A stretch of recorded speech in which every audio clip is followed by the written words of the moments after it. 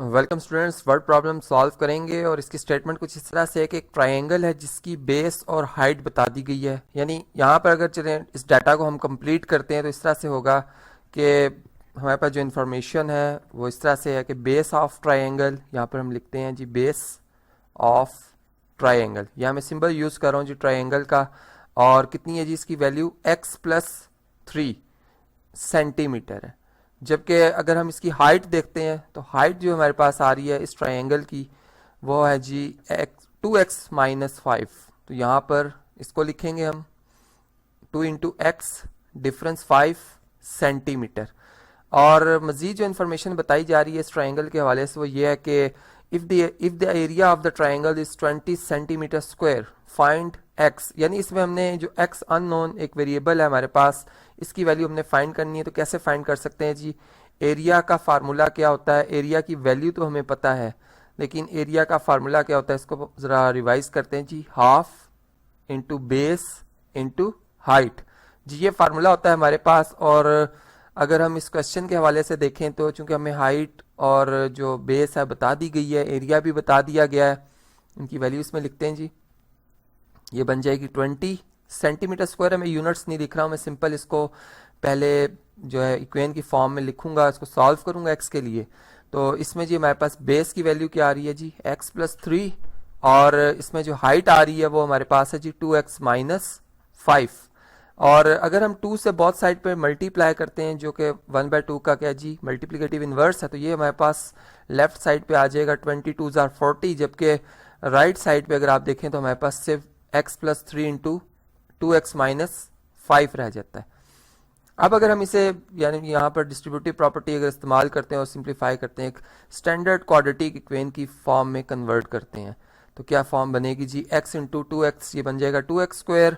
इसी तरह से -5x, और यहाँ पर जी -5x आ रहा है, और 3 × 2 6 आ जाएगा, 6x आ जाएगा, और 3 × 5 15 आ जाता है। जबकि अगर हम अब तमाम टर्म्स को एक साइड पे लिखते हैं जी, ताकि, और यहाँ पर मैं सिमेट्रिक प्रॉपर्टी भी इस्तेमाल करता हूँ, तो ये 2x², इसके बाद 6x में से अगर आप 5x सब्ट्रैक्ट कर लें तो ये हमारे पास जी सिंपल नेगेटिव पॉजिटिव x बच जाता है।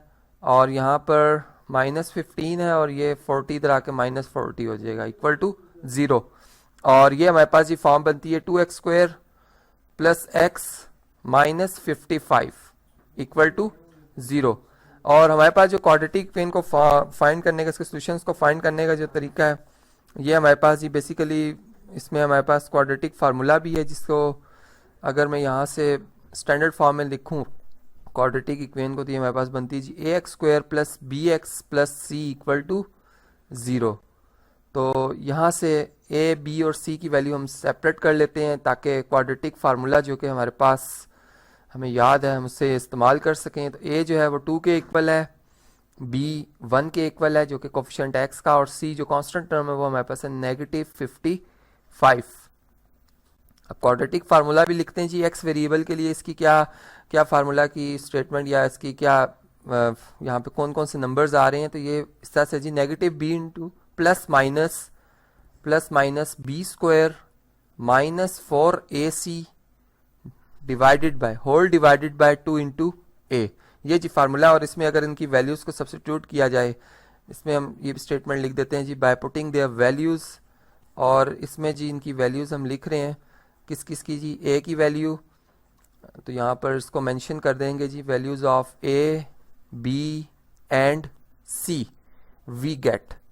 और हमें क्या इससे इसका जो रिजल्ट है वो क्या मिलेगा जी? -b आप देख सकते हैं 1 है, 1 का -1 आ जाएगा, +-b² है, 1 का स्क्वायर क्या होगा जी 1 ही के इक्वल होगा, -4, a हमारे पास 2 है और c हमारे पास -55 है, और होल डिवाइडेड बाय आ रहा है हमारे पास 2 × a, और a है 2 के इक्वल, तो इस तरह से 4 हो जाएगा।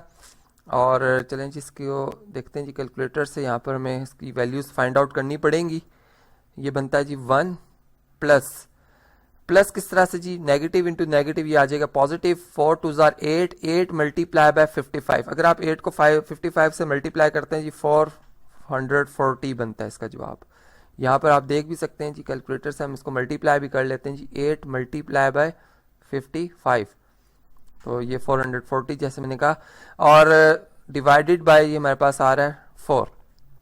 यहाँ पर ये वैल्यू हमारे पास बनती जी -1 प्लस -441, ये 1 इसमें ऐड हो गया जी, डिवाइडेड बाय 4।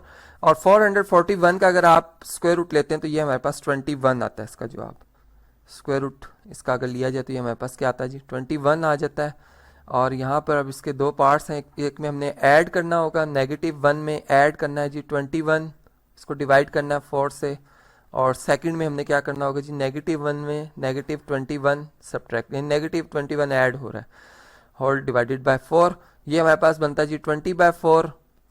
जबकि यहाँ पे अगर आप देखें तो यहाँ पे ये बन जाएगा -22/4, जो कि एक नेगेटिव आंसर आएगा। यानी अगर उसको हम सिंप्लीफाई करते हैं तो ये जवाब हमारे पास -5.4 समथिंग आ जाता है। लेकिन ये क्या है जी, या -5.5 कर लेते हैं, 5.5 आ रहा है, लेकिन ये चूंकि नेगेटिव आंसर है, नेगेटिव नंबर है, और यहाँ पर x जो है वो रिप्रेजेंट कर रहा है जी किसको, अगर आप देखें जी क्वेश्चन में, तो यहाँ पर हमने शुरू में ये कहा था कि बेस और हाइट दोनों ही x को रिप्रेजेंट कर रहे हैं। अब हमारा जो जवाब आया x की वैल्यू जो -5.5 आई है, अगर मैं यहाँ पर दर्ज करता हूँ, 3 में ऐड करता हूँ, तो ये मेरा जो जवाब बनता है वो -2.5 बनता है, जो कि नेगेटिव में है। और हम ये बात जानते हैं कि कोई भी साइड, कोई भी लेंथ जो है वो नेगेटिव में मैयर नहीं होती, इसलिए हम इस वैल्यू को यहाँ से क्या कर देंगे जी, नेगलेक्ट कर देंगे, इसको निकाल देंगे। और जो हमारे पास दूसरी वैल्यू आ रही है x की, जो कि पॉजिटिव साइन के साथ है, उसको हम कंटिन्यू रखेंगे। तो यहाँ पे हम लिख देंगे जी नॉट पॉसिबल, इसका रीज़न मैंने आपको बता दिया है। और यहाँ पर हम लिखेंगे x = 5, और चूंकि x यहाँ पर हमारे पास आ गई इसकी वैल्यू, अब हमने बेस और हाइट जो कि हमारी रिक्वायरमेंट थी, हमने उसको फाइंड करना, तो x की वैल्यू ये हम कंटिन्यू करेंगे तो बेस भी मालूम हो जाएगी और इसमें हमें हाइट भी मालूम हो जाएगी। और अगर सिंपल x की वैल्यू हमसे पूछी गई है कि आपने x बताना है, तो x की वैल्यू फिर हम इस तरह से लिख देंगे x = 5 सेंटीमीटर। चूंकि इस क्वेश्चन में रिक्वायरमेंट सिंपल x की थी, लेंथ और हाइट के हवाले से कंप्लीट उसको फाइंड नहीं करना, इसलिए यहाँ तक ही हम इसको रखेंगे।